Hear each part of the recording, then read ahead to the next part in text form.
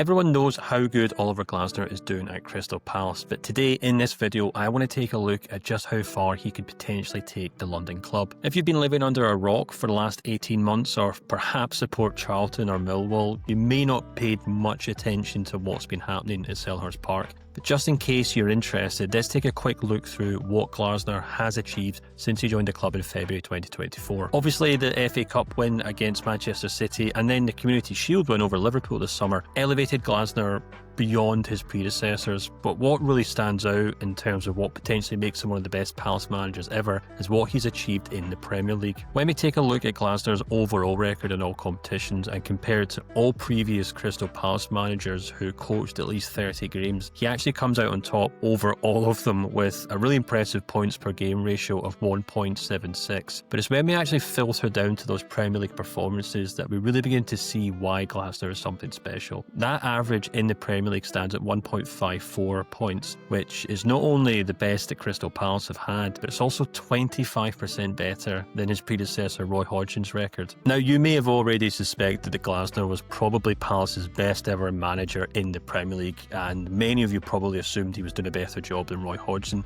But when we kind of take a look at that record and place it within the context of the wider Premier League, it perhaps shows where Palace are going under the Austrian manager. For example, since making the move to England, only 5 Premier League managers have picked up more points in the league than Glasner has done at Crystal Palace. And he's averaging more points per game than Fabian Hurzeler at Brighton, Iraola at Bournemouth, and Thomas Frank, who was at Brentford but is now at Tottenham. So even though Glasner's Palace have actually finished mid-table back-to-back seasons, when we actually take a look at his overall record, it suggests that the club are actually doing far better on the pitch. And in many ways, Glasner's performances at Palace suggest that they're a club that should be aiming higher than mid-table, potentially looking at top 8 or even top 6. And in fact, when we took a look at those numbers that I just mentioned, you could make an argument that Glasner's Palace aren't performing like a mid-table club, but doing actually far better than that. And when we take a look at his tactics, we can see why. Perhaps a good way of illustrating these tactics is by looking at this graph of every Premier League club based on how many counter-attacks they do per game and how many shots on target they manage per match. As we can see, Palace are in the top left corner, which shows they still create plenty of chances, but certainly don't do so by playing box-to-box football. Rather than relying on some sort of swashbuckling end-to-end football that can rely on individual talent, Glasner's team are far more composed and actually have a set style of play which obviously gets them results. This is obviously because Glasner can rely on a fantastic back three of Guéhi, Richards and Lacroix, the latter of which obviously thrived under Glasner at Wolfsburg,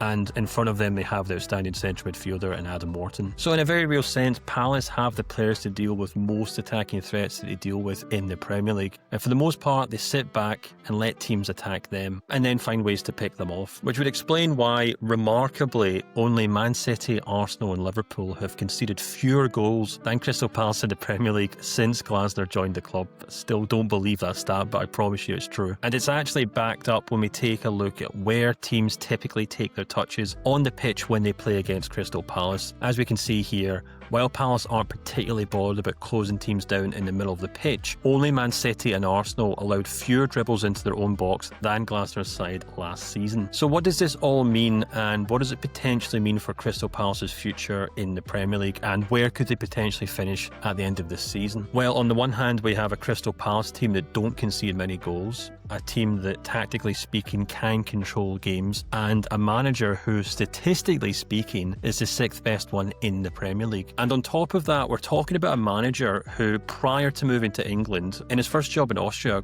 got his club promoted. In his second job at Wolfsburg, took them from 7th to 4th, and in Eintracht Frankfurt, he took them from 11th to 7th, while winning a Europa League. Glasner is an outstanding tactician, and he seems to be a very adept man manager. More than anything else, he seems to be a manager that can vastly improve the standing of every single club he sinks his teeth into. And while Crystal Palace did get into European football through the FA Cup last season, there's really no reason why they shouldn't be aiming for the European spots in this season's Premier League.